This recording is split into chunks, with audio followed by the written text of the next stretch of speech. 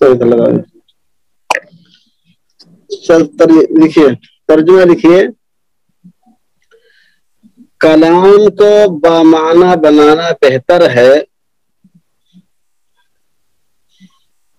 کلام کو بامعنی بنانا بہتر ہے اس کو بے معنی قرار دینے سے.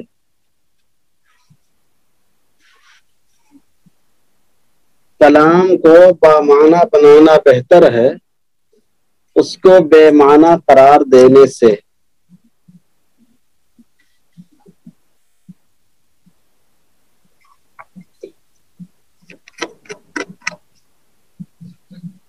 جی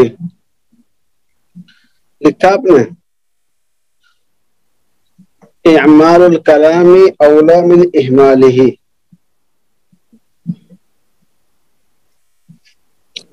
دیکھیے قاعدے کی اصل.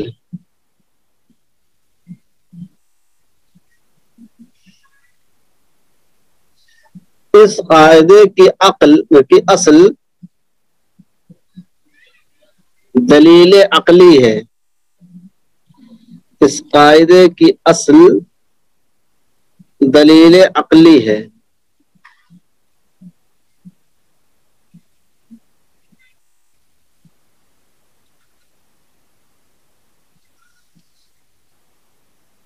یعنی عقل کا تقاضا ہے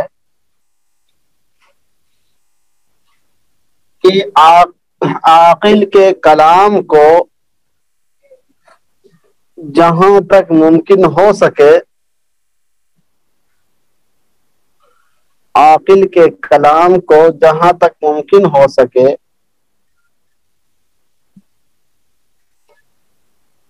محمل اور باطل ہونے سے بچایا جائے.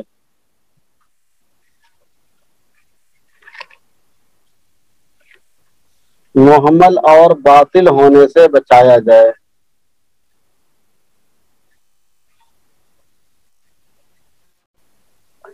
دیکھیے المفصل فی القواعد الفقہیہ. المفصل فی القواعد الفقہیہ. عاقل ناقل نہیں بتایا عاقل عین سے. صفحہ 479. صفحہ 479.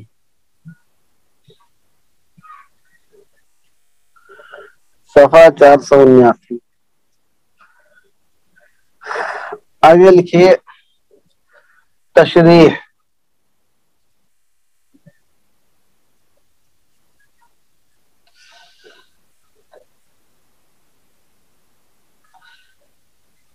اس قاعدے کی تشریح یہ ہے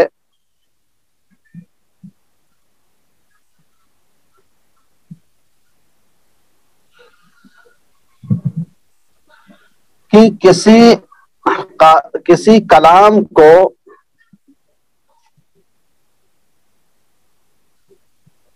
کلام کو اس وقت تک محمل قرار نہیں دیا جائے گا اس وقت تک محمل قرار نہیں دیا جائے گا جب تک اس کو کسی معنی پر محمول کرنا ممکن ہو. جب تک اس کو کسی معنی پر محمول کرنا ممکن ہو.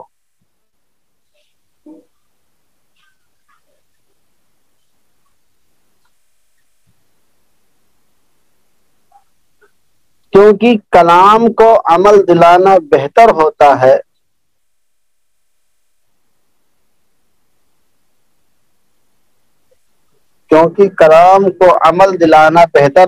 ہے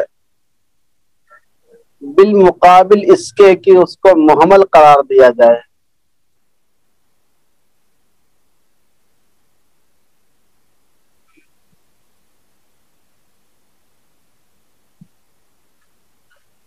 ہاں اگر کوئی بالکل ایسی صورت نہ ہو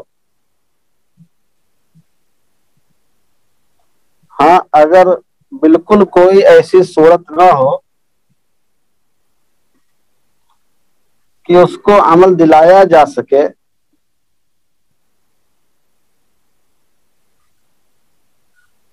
تو پھر ایسے موقع پر اس کو محمل قرار دیا جاتا ہے.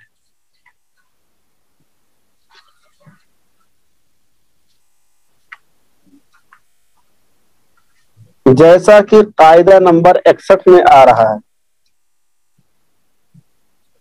جیسا کہ قاعدہ نمبر 61 میں آ رہا ہے.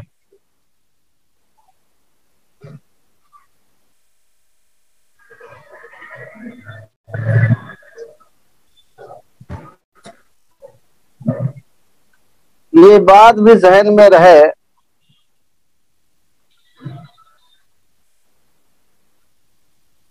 کہ اس قاعدے میں لفظ اولا سے مراد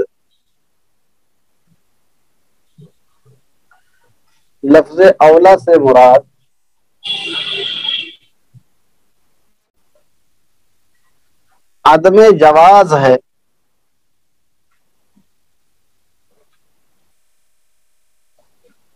عدم جواز ہے.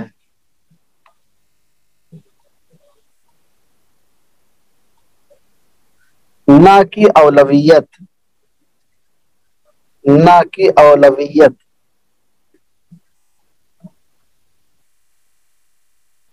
چنانچہ ڈاکٹر یعقوب با حسین لکھتے ہیں.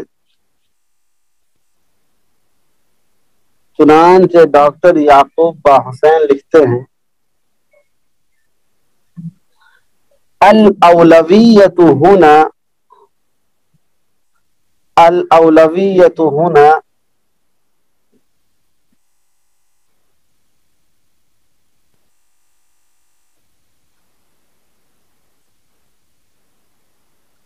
فسرت بعدم الجواز. فسرت بعدم الجواز. الاولویت ہنا فسرت بعدم الجواز.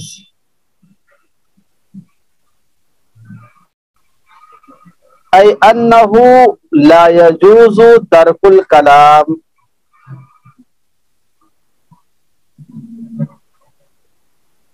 ای انہ لا يجوز ترک الکلام.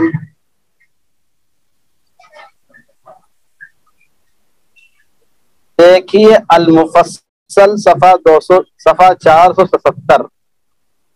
المفصل صفحہ 477.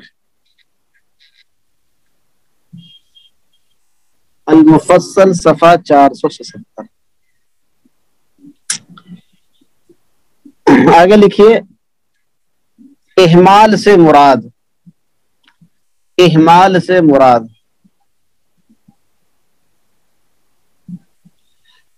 المراد بإهمال الكلام في القاعدة. المراد بإهمال الكلام في القاعدة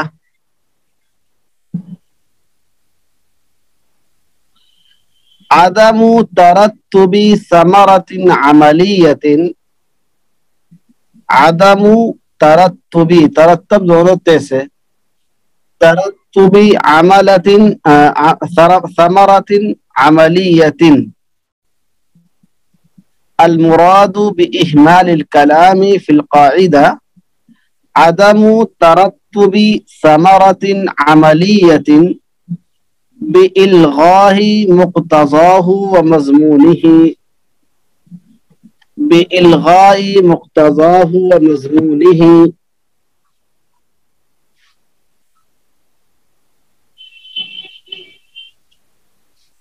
یعنی اس قاعدے میں اہمال الکلام سے مراد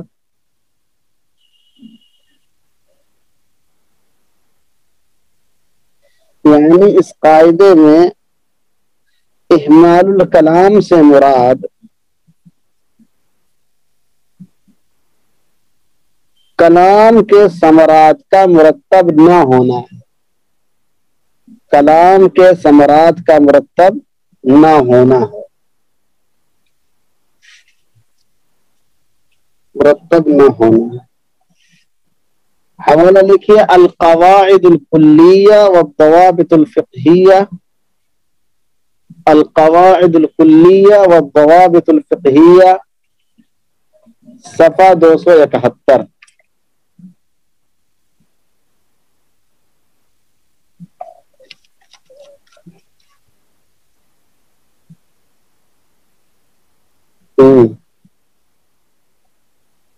صفحہ 271.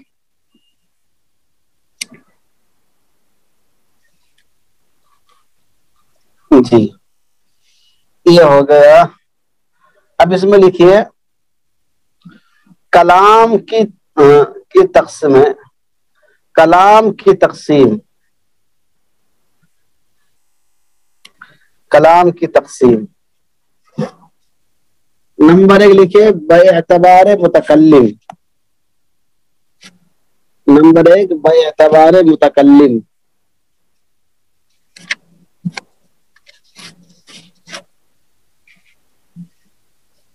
نمبر 1 کلام اللہ. نمبر 2 کلام ناس. یعنی متکلم کے اعتبار سے کلام کی دو قسمیں ہوتی ہیں، ایک کلام اللہ، دوسرے کلام الناس. اس قاعدے کا تعلق دونوں طرح کے کلام سے ہے. اس قاعدے کا تعلق دونوں طرح کے کلام سے ہے. یعنی کلام اللہ کے اندر بھی جہاں تک ممکن ہوگا اس کے معنی کو عمل دلانے کی کوشش کی جائے گی. سمجھ رہے ہیں؟ نمبر 2 لکھیے اب باعتبار دلالت. باعتبار دلالت کلام کی دو قسمیں ہیں.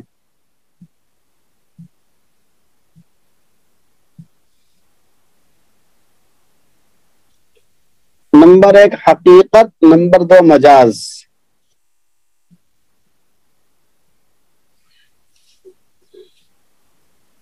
نمبر 2 حقیقت، نمبر 1 حقیقت، نمبر 2 مجاز.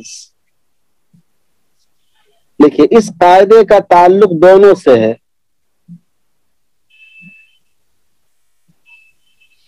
اس قاعدے کا تعلق دونوں سے ہے.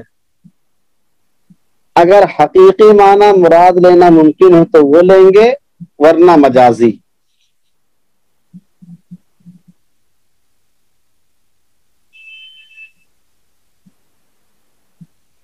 اگر حقیقی معنی مراد لینا ممکن ہو تو وہ لیں گے، ورنہ مجازی معنی مراد لیں گے. بہرحال عمل دلائیں گے. اعمال الکلام اولا من اہمالی.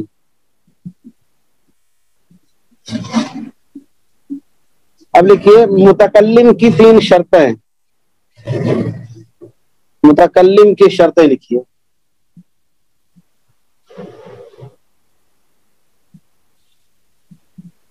اس قاعدے کو عمل دلانے کے لیے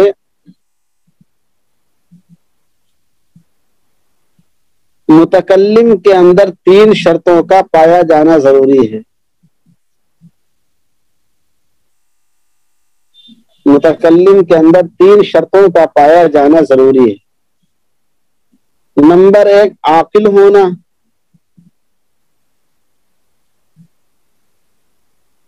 نمبر 1 عاقل ہونا.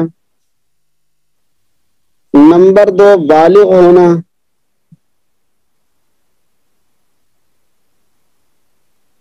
نمبر 2 بالغ ہونا. نمبر 3 مختار ہونا. چاہستہ ٹھیک. نمبر 3 مختار ہونا.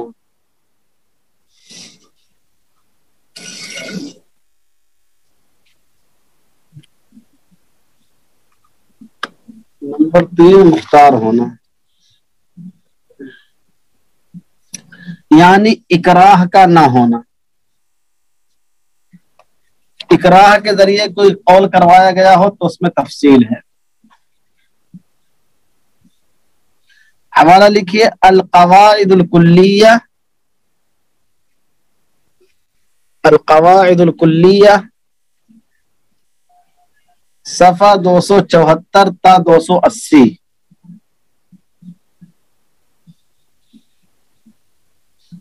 القواعد الکلیہ صفحہ 274 تا 280. ایک حوالہ اور لکھیے اعمال الکلام اولا من اہمالہ. ایک کتاب کا نام ہے اعمال الکلام اولا من اہمالہ تأصیلا و تقعیدا. تأصیلا و تقعیدا. قعد سے ہے تقعید، بڑا قاف عین سے، اعمال الکلام اولا من اہمالہ تأصیلا و تقعیدا، صفحہ 35، صفحہ 35 جی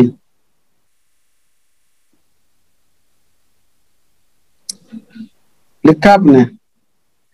تو قاعدہ ہو گیا، قاعدے کا ترجمہ ہو گیا، قاعدے کی اصل ہو گئی، قاعدے کی تشریح ہو گئی، اولویت سے مراد کیا ہے وہ ہو گیا، اہمال سے مراد کیا ہے وہ ہو گیا، کلام کی باعتبار متکلم کتنی قسمیں ہوتی ہیں، باعتبار دلالت کتنی قسمیں ہوتی ہیں، اور اس قاعدے سے کس کا تعلق کیا ہے، پھر متکلم کی 3 شرطیں، یہ سب چیزیں آپ کے سامنے آ گئی ہیں۔ ٹھیک ہے، آگے چلیں۔ اب لکھیے مثالوں سے تطبیق، مثال لکھیے، لکھیے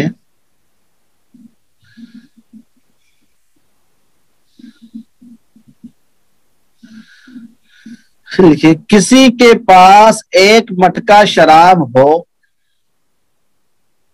کسی کے پاس ایک مٹکا شراب ہو اور ایک مٹکا سرکہ ہو،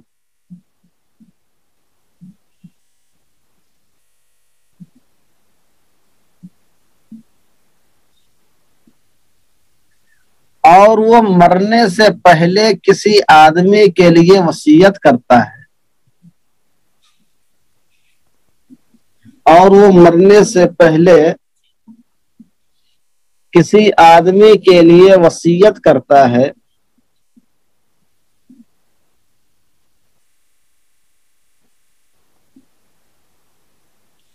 کہ ان دونوں مٹکوں میں سے ایک مٹکا آپ کا ہوگا، یعنی مرنے کے بعد لے لینا، ان دونوں مٹکوں میں سے ایک مٹکا آپ کے لیے ہے،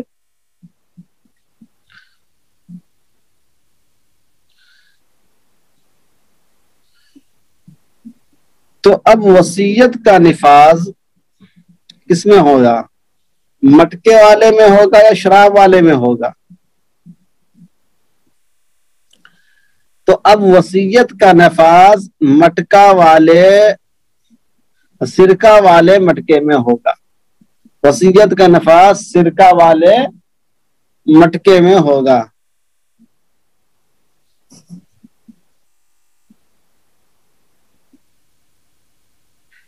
کیونکہ شراب میں اس کی وصیت کا نفاذ ممکن نہیں ہے، کیونکہ شراب میں اس کی وصیت کا نفاذ ممکن نہیں،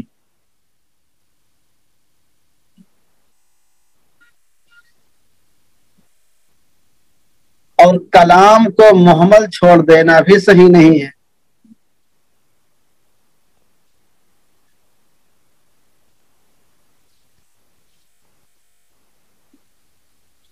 اور کلام کو محمل چھوڑ دینا بھی صحیح نہیں ہے۔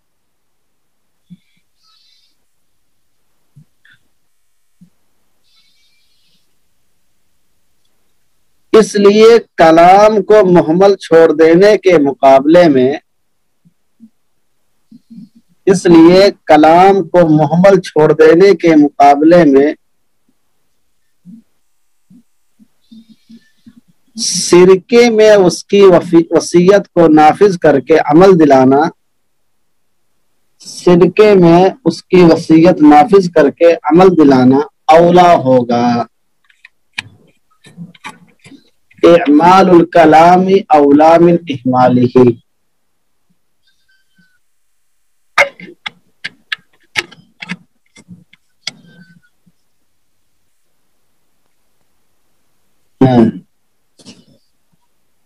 بات سمجھے کہ نہیں آئی؟ ایک مثال اور لکھیے، اگر کسی نے اپنی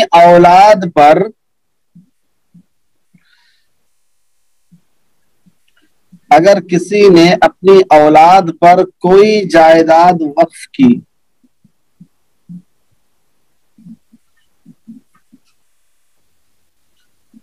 لیکن اس کی سگی اولاد کوئی بھی نہیں ہے،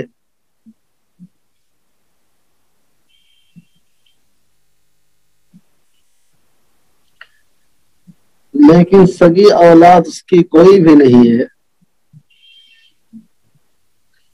تو پوتے اور پوتیوں پر یہ وقف مانا جائے گا، تو پوتے اور پوتیوں پر یہ وقف مانا جائے گا،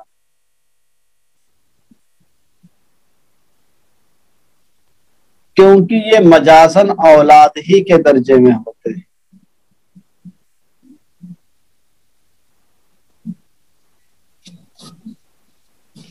کیونکہ یہ مجازن اولاد ہی کے درجے میں ہوتے ہیں،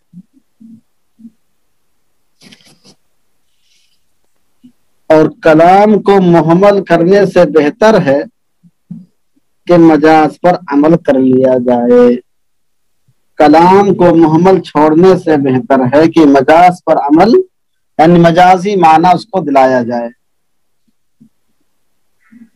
اعمال الکلام اولا من احمالہ،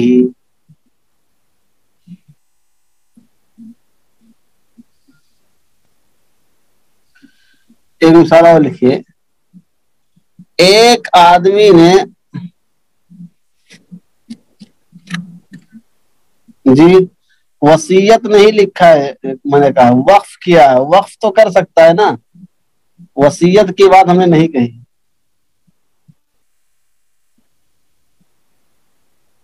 ایک مثال اور لکھیے، ایک آدمی نے 10,000 کا چیک کاٹ کر رکھا ہے،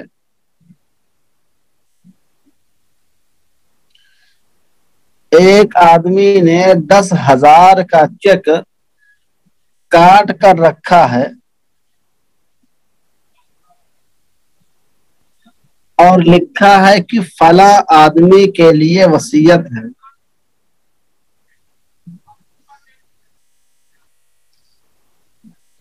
اور لکھا ہے کہ فلاں آدمی کے لیے وصیت ہے،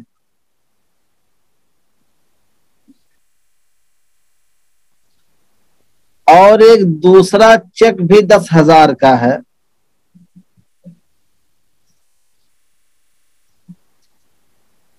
اور ایک دوسرا چیک بھی 10,000 کا ہے، اس پر بھی اسی کا نام لکھا ہوا ہے،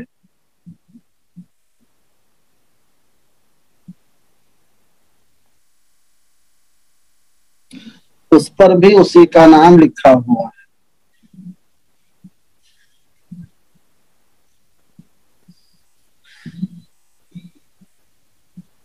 اس پر بھی اسی کا نام لکھا ہوا ہے۔ تو چونکہ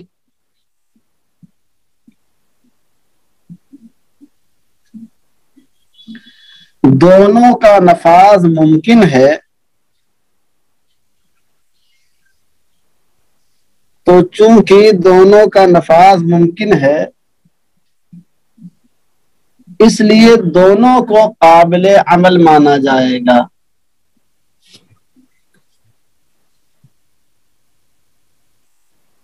اور کسی ایک کو بھی محمل قرار نہیں دیا جائے گا، وہ 20,000 کا اس کو ملے گا۔ ایک صاحب کہہ رہے ہیں کہ وارث کے حق میں وصیت، وقف اور وصیت میں کیا فرق ہے؟ وقف اور وصیت میں بہت فرق ہے۔ ایک فرق تو یہ ہے کہ جو چیز وصیت میں ہوتی ہے اس کے عین کو باقی رکھنا ضروری نہیں ہوتا ہے، یعنی اس کو ختم کر کے بھی آپ استعمال کر سکتے ہیں، سمجھ رہے ہیں؟ مثلا ہم نے آپ کو ایک گھڑی دیا، آپ اس کو بیچ کر استعمال کر لیں، یا آپ کو غلہ دیا، اس کو آپ کھا کے استعمال کر لیں، ختم ہو گیا۔ لیکن جو چیز وقف میں ہوتی ہے، وقف میں اس کو باقی رکھنا ضروری ہوتا ہے، اس کے نفع سے فائدہ اٹھایا جاتا ہے۔ بات سمجھ میں آئی کہ نہیں آئی؟ وقف میں اس چیز کو باقی رکھ کے اس سے نفع اٹھایا جاتا ہے، جبکہ وصیت میں جو چیز ہوتی ہے اس کو آپ باقی رکھ کے بھی نفع اٹھا سکتے ہیں، بیچ کر بھی نفع اٹھا سکتے ہیں، اس کو کھا پی کر بھی نفع اٹھا سکتے ہیں. ایک فرق تو یہ ہے. دوسرا فرق یہ ہے کہ وقف جو ہے وہ منقولہ چیزوں میں نہیں ہو سکتا ہے. وہ جو غیر منقولی اشیاء ہیں صرف انہی کا وقف ہو سکتا ہے. جبکہ وصیت جو ہے وہ منقولی اشیاء میں بھی ہو سکتی ہے اور غیر منقولی اشیاء میں بھی ہو سکتی ہے.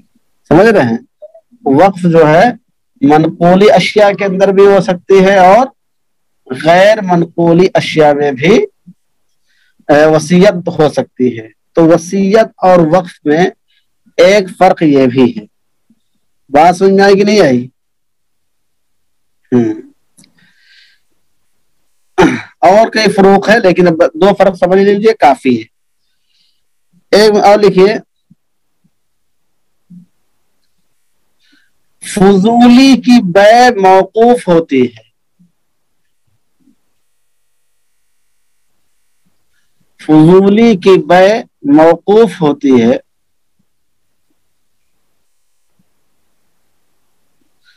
لیکن اگر سامان کا اصل مالک اجازت دے دے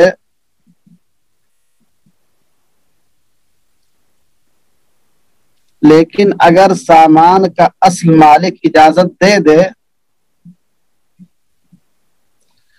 تو اس بیع کو اہمال سے بچا لیا جاتا ہے. تو اس بیع کو اہمال سے بچا لیا جاتا ہے اور اس کو نافذ کر دیا جاتا ہے.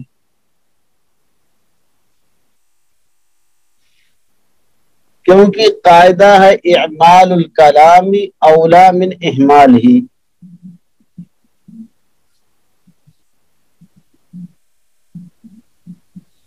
اعمال الکلام اولا من اہمال ہی. تو یہ قاعدہ سمجھ میں آیا کہ نہیں آیا؟ یعنی کلام کے اگر حقیقی معنی مراد لینا ممکن ہو تو اس کو لیا جائے گا، مجازی معنی مراد لینا ممکن ہو تو اس کو لیا جائے گا، اگر ممکن نہ ہو تب اس کو کیا جائے گا. جی اب بعض چیزوں میں پانی کی جو ٹنکی وغیرہ ہے عرف کی وجہ سے بعض چیزوں کی اجازت دی ہے. میں نے اس سے پہلے لکھایا تھا آپ لوگوں کو کہ بعض چیزوں میں جیسے کتاب اللہ ہے، میز ہے، کرسی ہے وغیرہ وغیرہ لوگ مسجدوں میں وقف کرنے لگے، مدرسے میں وقف کرنے لگے ہیں. تو اب وہ عرف کی بنا پر اس کو فقہا نے جائز قرار دیا ہے، لیکن اصل یہی ہے کہ غیر منقولی اشیاء میں وقف نہیں ہوتی تھی. سمجھ رہے ہیں؟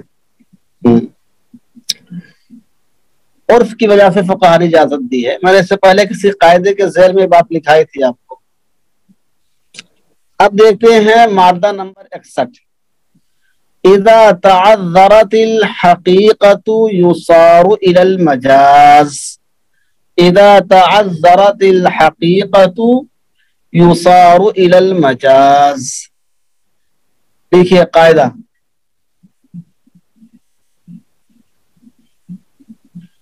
اذا تعذرت الحقیقة یصار الى المجاز. ترجمہ لکھیے جب حقیقت پر عمل کرنا مشکل ہو تو مجاز مراد لیا جاتا ہے. جب حقیقت پر عمل کرنا مشکل ہو تو مجاز مراد لیا جاتا ہے. دیکھیے تاصیل اس قاعدے کی اصل یہ قاعدہ اس سے پہلے والے قاعدے کی فرع ہے. یہ قاعدہ اس سے پہلے والے قاعدہ کی فرع ہے.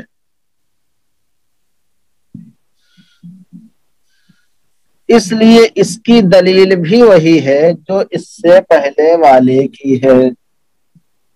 اس لیے اس کی دلیل بھی وہی ہے جو اس سے پہلے والے کی ہے.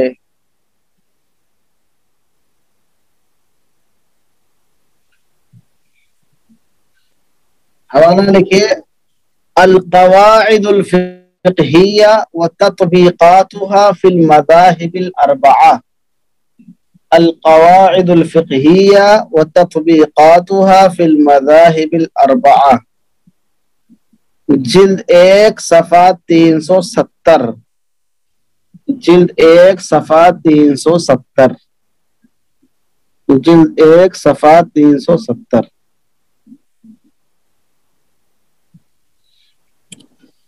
تشریح، تشریح لکھیے۔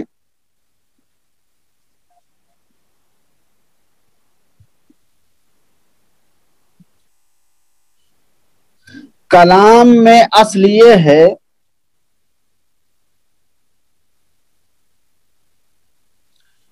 کہ اس کو محمل قرار نہ دیا جائے،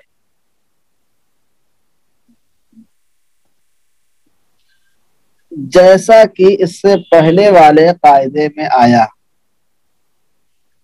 کلام میں اصل یہ ہے کہ اس کو محمل قرار نہ دیا جائے،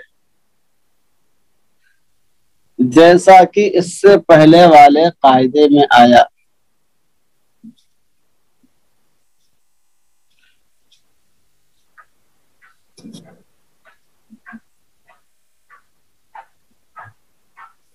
اور اگر عمل دلایا جائے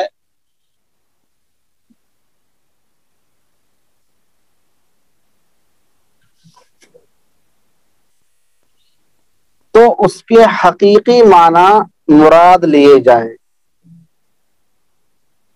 تو اس کے حقیقی معنی مراد لیے جائیں۔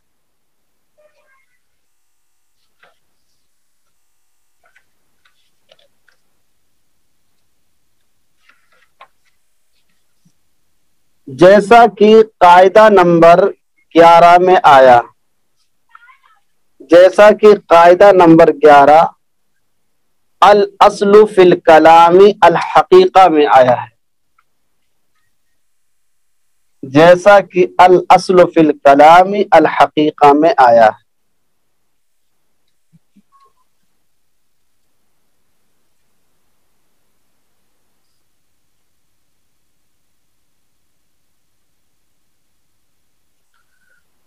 اور اگر حقیقی معنی بھی مراد لینا ممکن نہ ہو، اور اگر حقیقی معنی مراد لینا بھی ممکن نہ ہو تو پھر مجازی معنی مراد لیا جاتا ہے،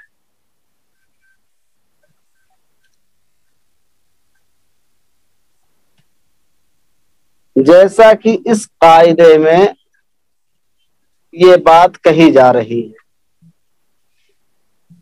جیسا کہ اس قاعدے میں یہ بات کہی جا رہی ہے۔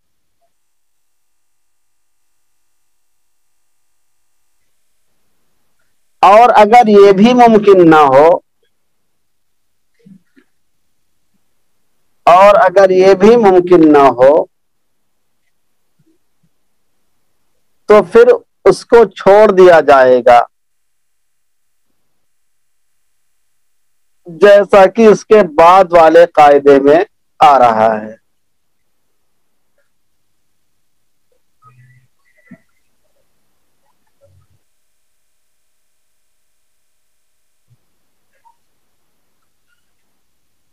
حقیقی معنی مراد نہ لے کر،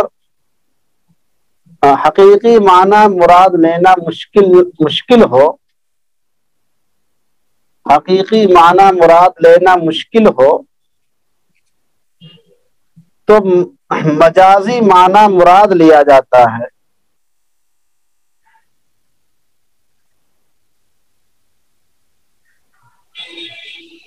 اس کی مثال وہی ہے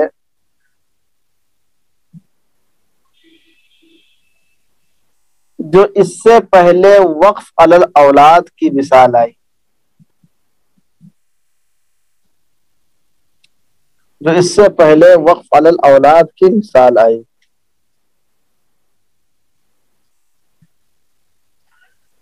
دیکھیے المفصل فی القواعد الفقہیہ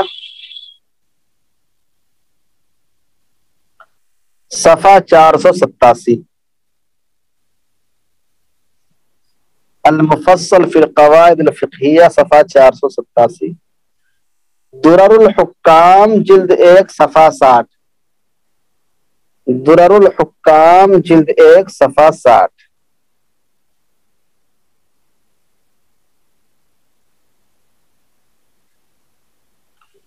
لکھیے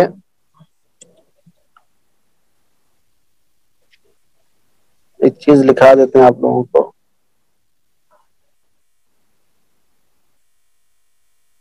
کاپی میں ایک طرف لکھیے, اوپر ہیڈنگ ڈالیے حقیقت کے اقسام, ایک طرف لکھیے.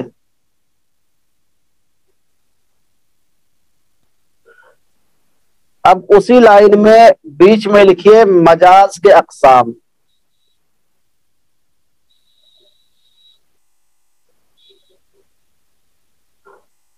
اب اسی لائن میں اسی کے آگے 2 انچ چھوڑ کے لکھیے ان کا حکم. پہلے لکھیے لائن میں اوپر حقیقت کے اقسام, پھر اسی کے سامنے اسی لائن میں لکھیے مجاز کے اقسام, پھر اسی کے آگے تھوڑا بڑھا کے لکھیے ان کا حکم. لکھا آپ نے؟ الطاف شہزاد دکھاؤ دیکھیں, کاپی دکھاؤ دیکھیں. ابھی جو میں نے بتایا جیسے بنا لیجیے. ہاں صحیح صحیح, ٹھیک ٹھیک, بس ایسے ہی صحیح, سمجھ گئے ایسے ہی. اب لکھیے حقیقت کے اقسام میں نیچے لکھیے الحقیقت اللغویہ. حقیقت کے 3 قسمیں ہیں. الحقیقت اللغویہ,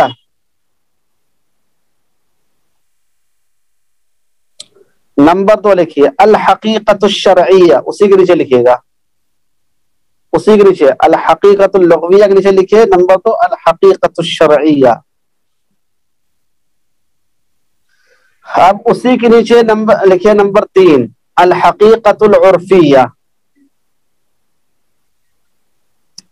الحقیقت العرفیہ لکھا آپ نے؟ الحقیقت اللغویہ, الحقیقت الشرعیہ, الحقیقت العرفیہ, یہ 3 قسمیں حقیقت کی ہوگی. اب ان 3 قسموں پر عمل کرنا ممکن نہیں ہوگا تو کیا کریں گے آپ؟ مجاز پر عمل کریں گے. سمجھ رہے ہیں؟ اب الحقیقت اللغویہ کے سامنے جو مجاز کے اقسام لکھے ہوئے اس کے نیچے لکھیے المجاز اللغوی نمبر 1. نمبر 1 کیا ڈالیے اسی کے نیچے؟ المجاز اللغوی. مجاز کے اقسام کے نیچے لکھیے گا. حقیقت کے 3 اقسام آپ نے لکھ لیا, اب مجاز کے نیچے لکھنا شروع کریے المجاز اللغوی. اب اس کے نیچے لکھیے المجاز الشرعی.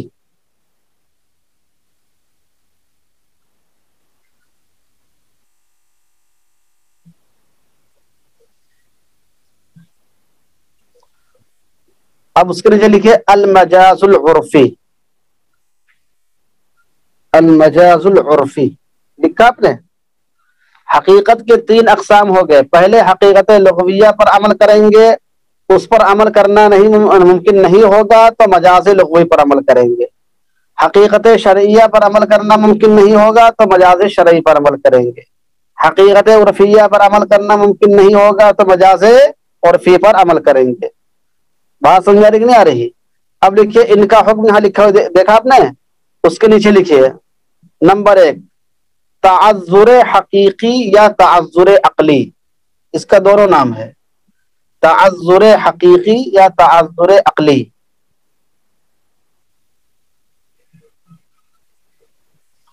تعذر حقیقی یا تعذر عقلی.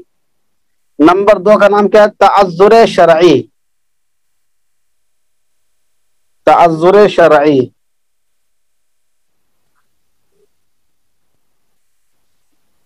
نمبر 3 اس کے آگے لکھیے, اس میں لکھیے تعذر عرفی یا تعذر عادی. تعذر عرفی یا تعذر عادی. اب دیکھیے حقیقت لغویہ پر عمل کرنا ممکن نہ ہو تو اس کو کیا بولیں گے؟ تعذر حقیقی بولیں گے. سمجھ, یعنی متعذر ہونے کیا بولیں گے؟ یہاں پر کون سا تعذر پایا جائے گا؟ حقیقت لغویہ پر عمل کرنا ممکن نہ ہو تو کون سا تعذر پایا جائے گا؟ یہ تعذر حقیقی ہو گیا. اب کیا کریں گے آپ؟ مجاز لغوی پر عمل کریں گے. حقیقت شرعیہ پر عمل کرنا ممکن نہ ہو تو اس کو تعذر شرعی کہیں گے.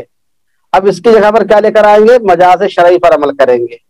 حقیقت عرفیہ پر عمل کرنا ممکن نہ ہو تو اس کو تعذر عرفی یا تعذر عادی کہیں گے. اور اس کے سامنے جو ہے المجاز عرفی پر عمل کیا جائے گا. نقشہ سمجھ میں آیا کہ نہیں آیا؟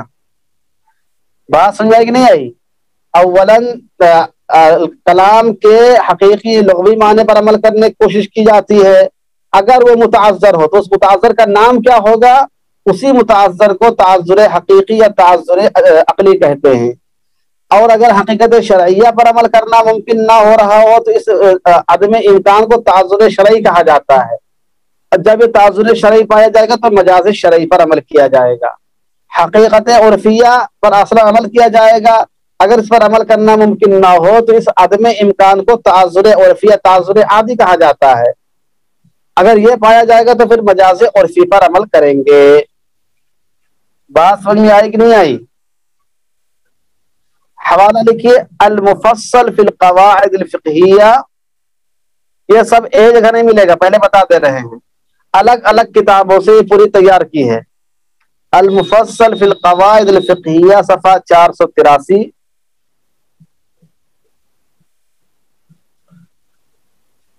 مفتاح الاصول صفحہ 59،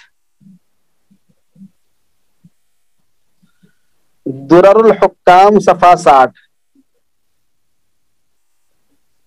المفصل 483، مفتاح الاصول 59، درر الحکام 60۔ بریکٹ سے گھیر دیجیے اس کو۔ اب لکھیے حقیقت لغویہ، حقیقت شرعیہ، حقیقت عرفیہ کی ہم پہلے سے پہلے تعریفات لکھا چکے آپ کو، یاد ہے؟ حقیقت لغویہ کی، حقیقت شرعیہ کی، حقیقت عرفیہ کی ہم تعریف سے پہلے آپ کو لکھا چکے ہیں، یاد ہے کہ نہیں ہے؟ جی وہی الاصل فی الکلام الحقیقہ جب آیا تھا تو وہاں پر ہم نے لکھایا تھا آپ کو۔ اب لکھیے التعذر الحقیقی یا المجاز اللغوی۔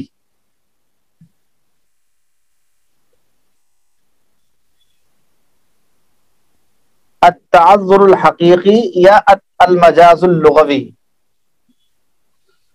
لکھیے اس کی تعریف، ہی ان تکون ارادۃ المعنى الحقیقی، ہی ان تکون ارادۃ المعنى الحقیقی ممتنعۃ،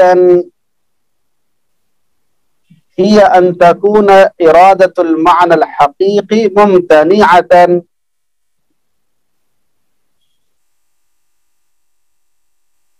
توقفت على اولادی فی معنى الاحفاد، توقفت على اولادی کا حرف جر والا ہے، توقفت على اولادی فی معنى الاحفاد۔ تعذر حقیقی یا مجاز لغوی، تعذر حقیقی یا مجاز لغوی ایسے لفظ کو کہتے ہیں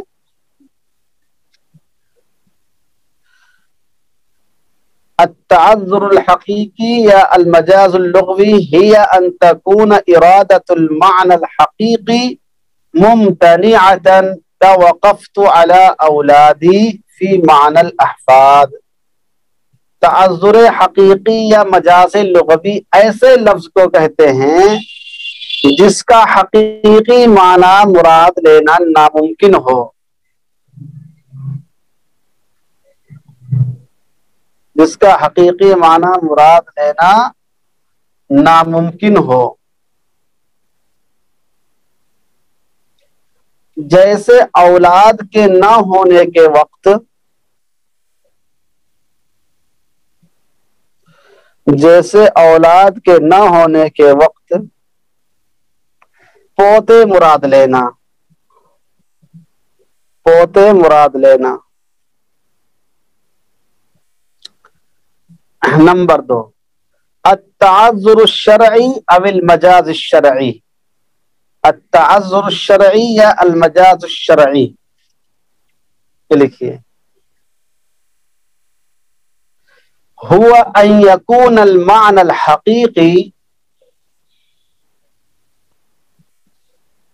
هو ان يكون المعنى الحقيقي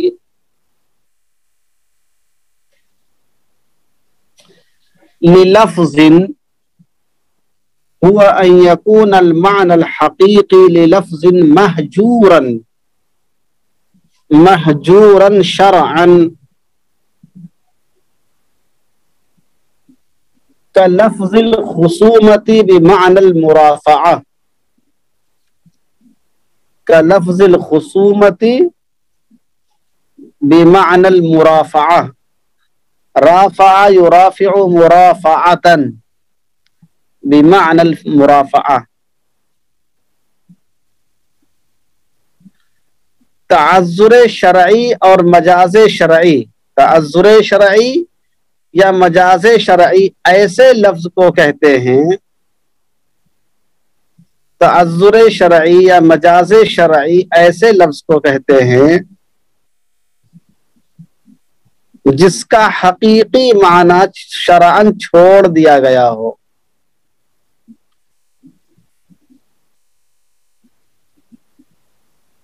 جس کا حقیقی معنی شرعاً چھوڑ دیا گیا ہو جیسے لفظ خصومت کا استعمال مقدمہ کے لیے قاضی کے ہاں جو مقدمہ آپ پیش کرتے ہیں اس کو خصومت بولتے ہیں حالانکہ خصومت لڑائی جھگڑا کیوں ہوتا ہے خصومت کا لغوی معنی کیا تھا لڑائی جھگڑے کے ہوتے ہیں لیکن شریعت نے اس کو خصومت کی تعبیر استعمال کی ہے مقدمہ پیش کرنے کے لیے نمبر 3 لکھیے التعذر العرفی یا المجاز العرفی التعذر العرفی یا المجاز العرفی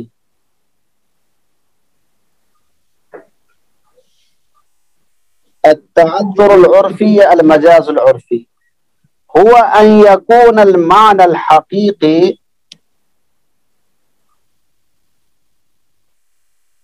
هو أن يكون المعنى الحقيقي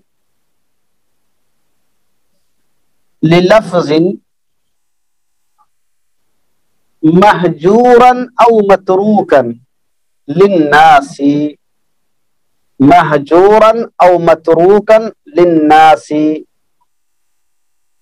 التعذر العرفي أو المجاز العرفي هو أن يكون المعنى الحقيقي للفظ مهجورا أو متروكا للناس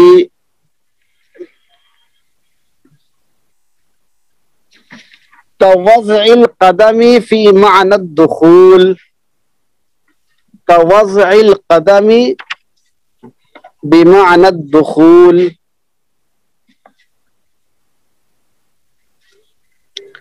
تعذر عرفی یا مجاز عرفی وہ لفظ ہے تعذر عرفی یا مجاز عرفی وہ لفظ ہے جس کے حقیقی معنی لوگوں کے نزدیک متروک ہو چکے ہوں جس کے حقیقی معنی لوگوں کے نزدیک متروک یا مہجور ہو چکے ہوں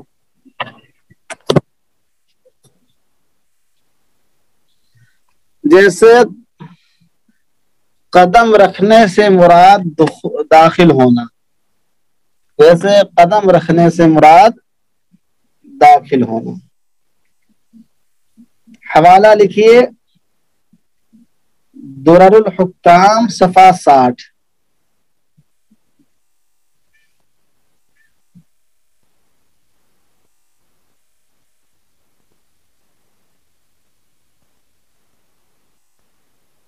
لکھا آپ نے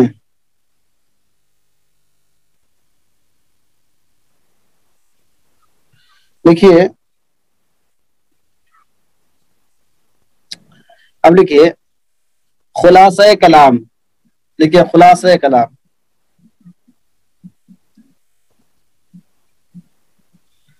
خلاصہ کلام یہ ہے کہ اس قاعدے میں حقیقت اور مجاز کی تینوں قسمیں داخل ہیں تینوں قسمیں داخل ہیں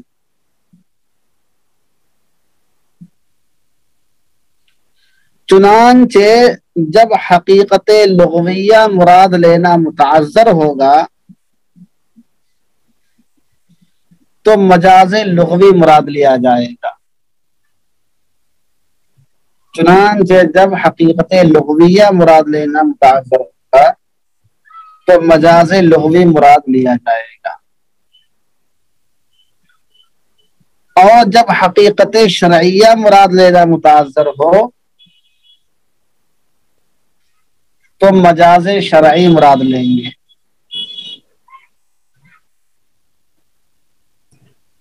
اور اگر حقیقت عرفیہ مراد لینا متعذر ہو تو مجاز عرفی کی طرف جائیں گے.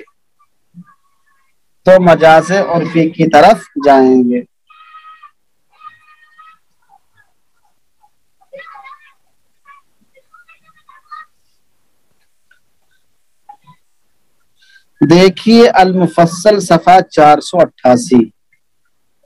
دیکھیے المفصل صفحہ 488.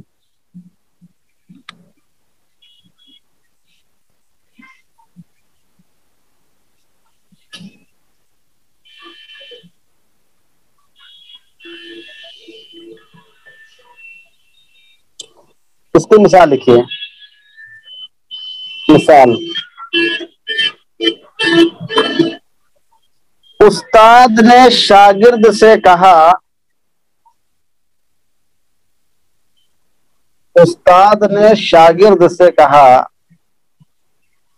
کہ درسگاہ کا بلب جلا دو.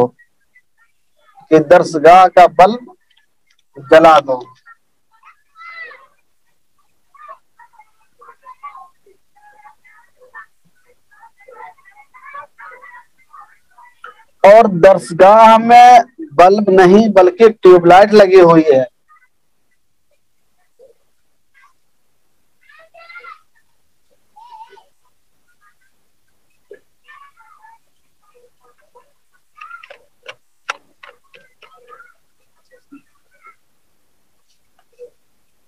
تو مجازاً ٹیوب لائٹ ہی مراد لیا جائے گا.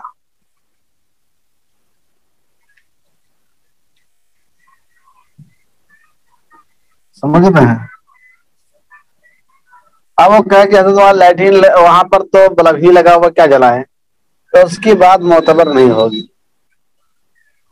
تو مثال اور لکھیے. قرآن مجید میں تحریر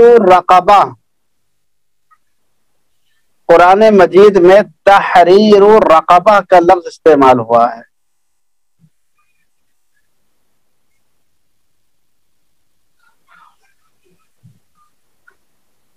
لیکن ظاہر ہے صرف گردن آزاد کرنا ممکن نہیں ہے.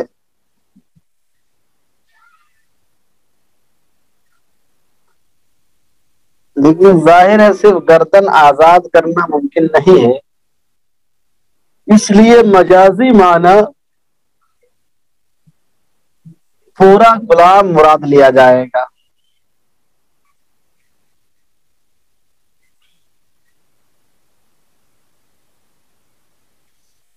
ایک مثال اور لکھیے.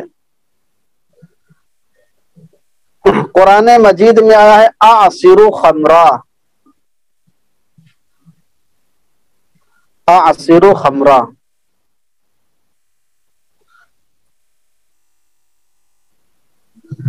یعنی میں شراب نچوڑ رہا ہوں.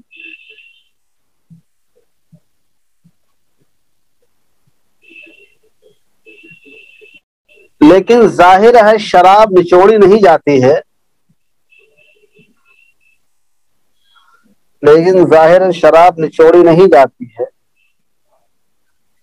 بلکہ انگور کو نچوڑ کر شراب بنائی جاتی ہے.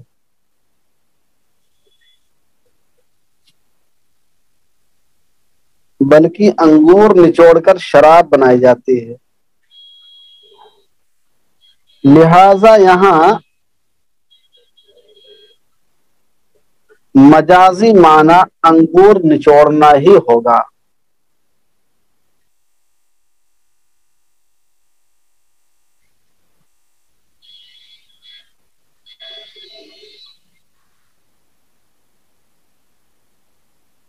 ایک اور لکھے قرآن مجید میں ہے یجعلون اصابعهم فی آذانہم، یجعلون اصابعهم فی آذانہم،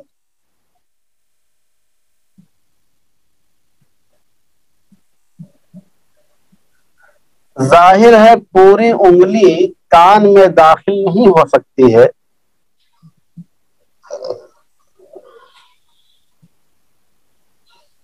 اس لیے اس کا مجازی معنی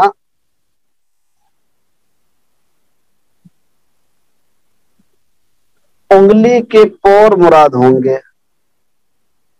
انگلی کے پور مراد ہوں گے۔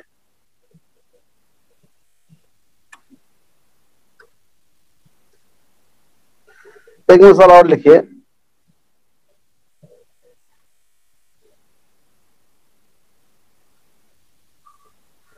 ٹکٹ کاؤنٹر پر لکھا ہوتا ہے پر ہیڈ 50 روپیہ ٹکٹ۔ جیسے آپ جائیں گے سرکس دیکھنے جائیں گے یا چڑیا گھر دیکھنے جائیں گے یا سنیما ہال جائیں گے یا اس طرح کی جو جگہیں ہوتی ہیں تو وہاں پر لکھا تھا پر ہیڈ 50 روپیہ، پر ہیڈ 100 روپیہ، سمجھ رہے ہیں؟ تو پر ہیڈ 50 روپیہ سے مراد صرف سر نہیں ہوتا ہے بلکہ فی نفر مراد ہوتا ہے، یعنی ایک آدمی کے اوپر، سمجھ رہے ہیں؟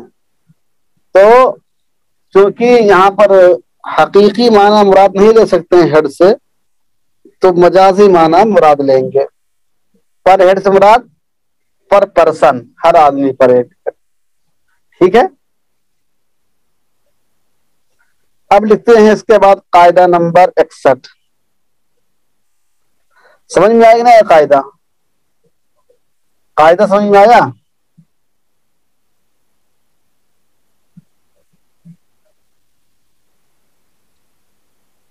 کہ کیا ہے اذا تعذر اعمال الکلام یحمل، اذا تعذر اعمال الکلام یحمل، دیکھا آپ نے؟ اذا تعذر اعمال الکلام یحمل، ترجمہ لکھیے جب کلام کو عمل دلانا متعذر ہو جائے،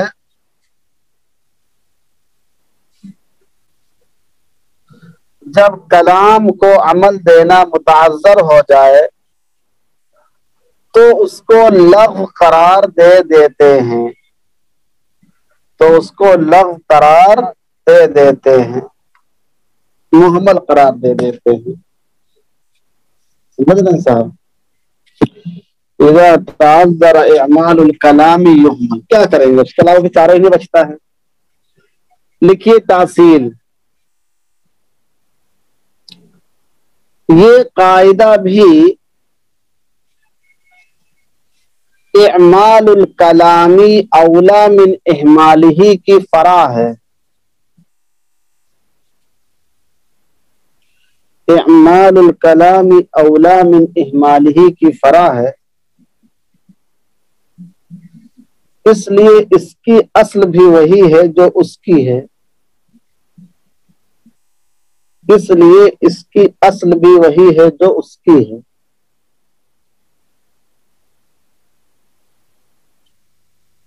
حوالہ لکھیے القواعد الکلیہ صفحہ 287، القواعد الکلیہ صفحہ 287۔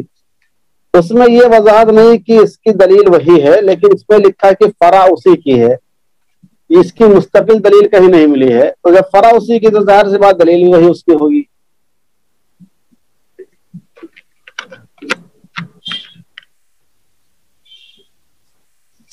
دیکھیے تشریح،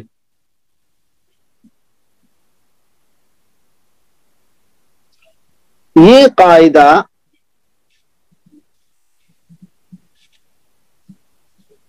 اس سے پہلے والے قاعدے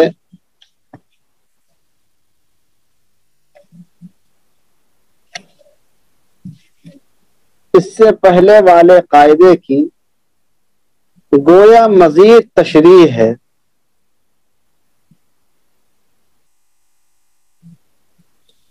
گویا مزید تشریح ہے، کیونکہ اس سے پہلے والے قاعدے سے متعلق کیونکہ اس سے پہلے والے قاعدے سے متعلق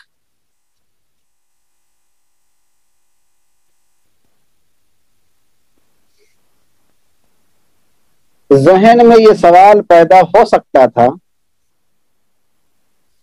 ذہن میں یہ سوال پیدا ہو سکتا تھا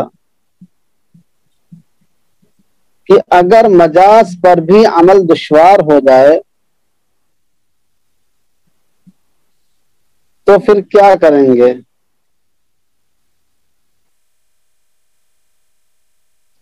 تو پھر کیا کیا جائے؟ یہ قاعدہ اسی سوال کا جواب ہے، یہ قاعدہ اسی سوال کا جواب ہے۔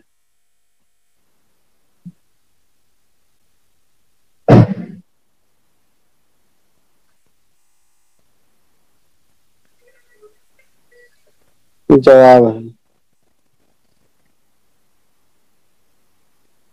کہ جب حقیقت اور مجاز کسی پر بھی عمل کرنا ممکن نہ ہو، کہ جب حقیقت اور مجاز کسی پر بھی عمل کرنا ممکن نہ ہو،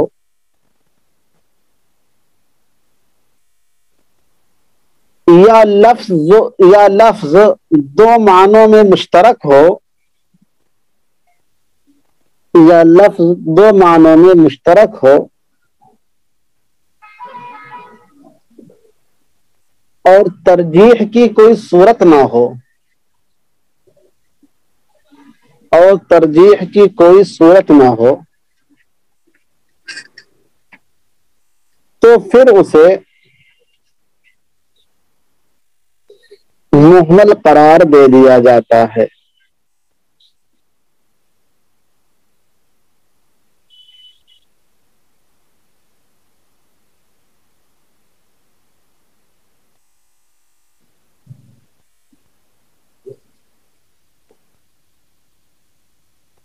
دیکھیے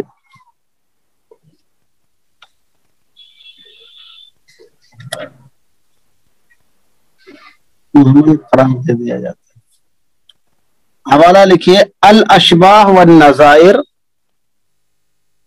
لابن نجیم المصری، الاشباہ والنظائر لابن نجیم المصری، صفحہ 135۔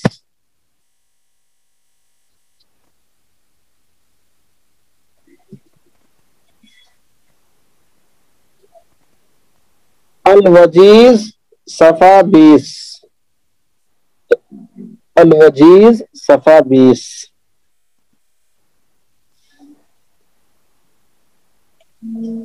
دیکھیے تعذر کی مزید دو قسمیں،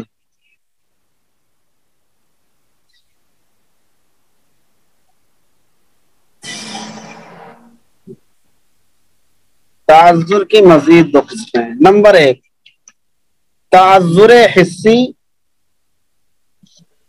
نمبر دو تعذر شرعی۔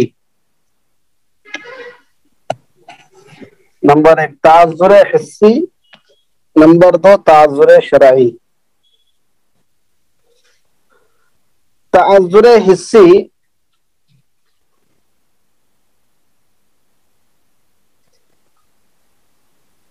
یعنی دیکھ کر فیصلہ کیا جا سکتا ہو کہ یہ چیز ممکن نہیں ہے، کہ یہ چیز ممکن نہیں ہے۔ مثلا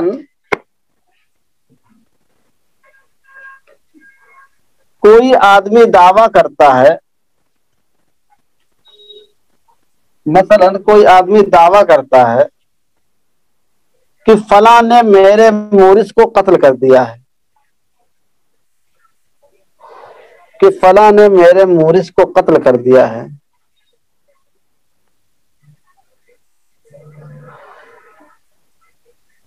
جبکہ مورث سامنے زندہ کھڑا ہوا ہے.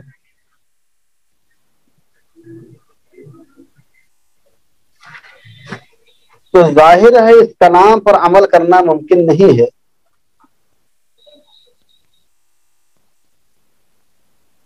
اسے تعذر حسی کہتے ہیں.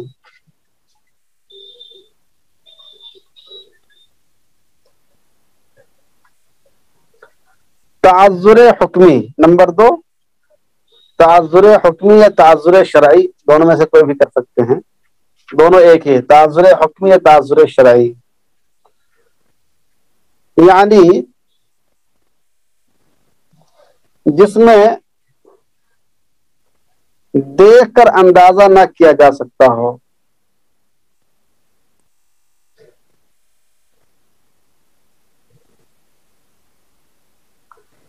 مثلا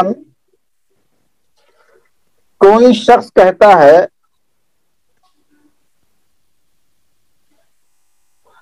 کہ میں نے فلاں یتیم پر 2 لاکھ روپے خرچ کیے ہیں.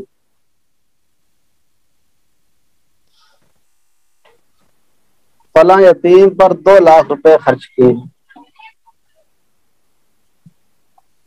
جبکہ اس آدمی کی مالی حالت 2,000 خرچ کرنے کی بھی نہیں ہے.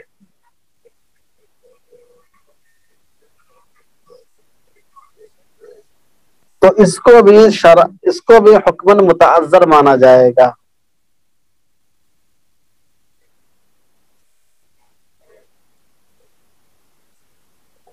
حوالہ لکھیے المدخل الفقہی العام، المدخل الفقہی العام، جلد 2 صفحہ 1015، جلد 2 صفحہ 1015.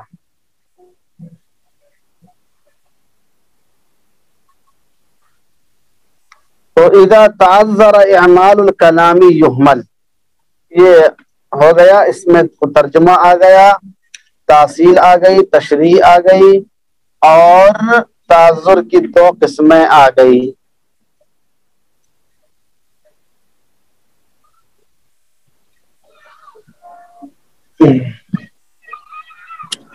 اب اس میں لکھیے مثالوں کے ساتھ تطبیق لکھیے، مثالیں لکھیے. نمبر 1، کوئی شخص اپنے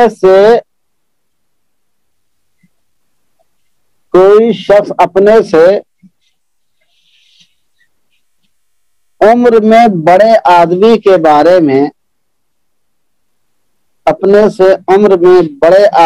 بارے میں دعویٰ کرتا ہے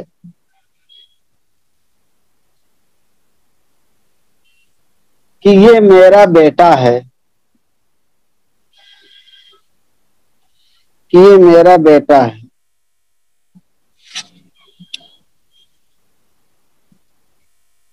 تو اس کا یہ دعویٰ لغو اور باطل ہو جائے گا.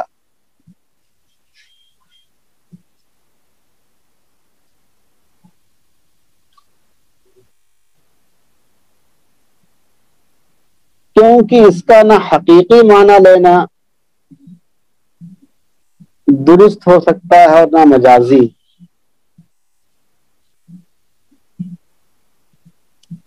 کیونکہ اس کا نہ حقیقی معنی لینا درست ہو سکتا ہے اور نہ مجازی. اور قاعدہ ہے اذا تعذر احمال الکلام یحمل، اذا تعذر اعمال الکلام یحمل.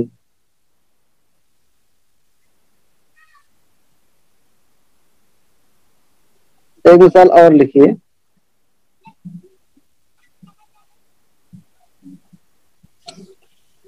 کسی ایسے آدمی کے بارے میں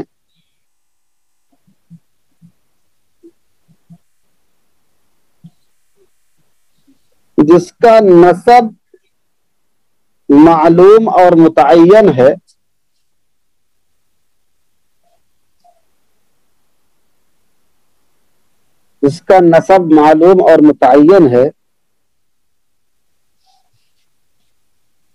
کسی ایسے آدمی کے بارے میں جس کا نسب معلوم اور متعین ہے، کوئی یہ دعویٰ کرے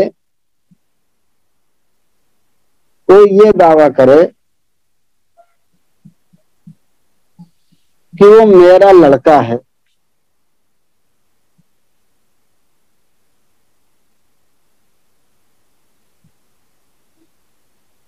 تو اس کا دعویٰ بھی لغو ہوگا،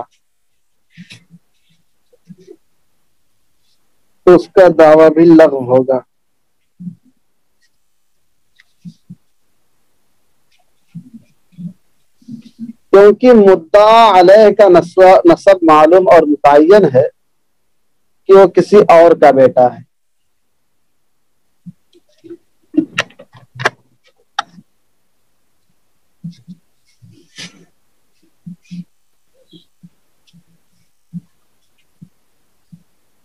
اس لیے اس کے کلام کو عمل دلانا ممکن نہیں۔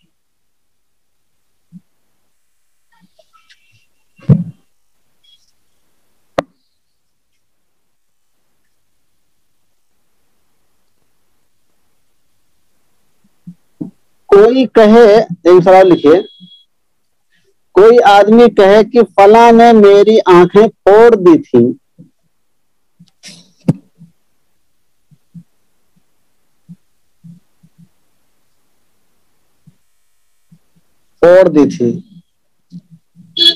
جبکہ وہ انہی آنکھوں سے دیکھ بھی رہا ہے،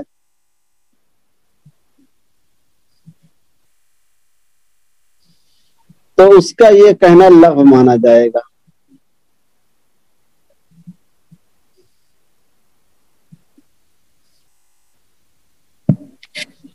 کیونکہ اس کے قول پر عمل دلانا ممکن نہیں۔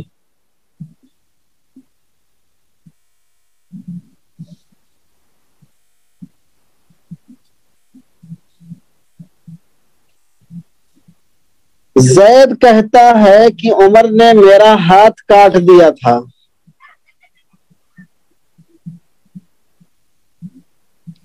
زید کہتا ہے کہ عمر نے میرا ہاتھ کاٹ دیا تھا، مجھے اس کا تاوان چاہیے۔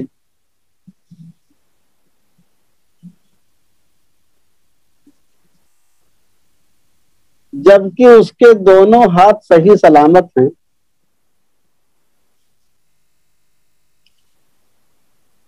تو اس کا یہ کہنا لغو مانا جائے گا۔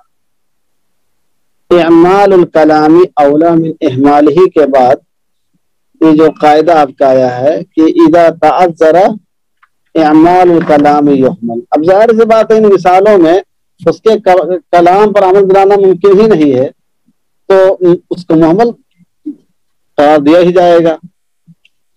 سمجھ رہے ہیں؟ چلیے صاحب، تو یہ ماشاءاللہ 3 قاعدے آپ کے ہو گئے۔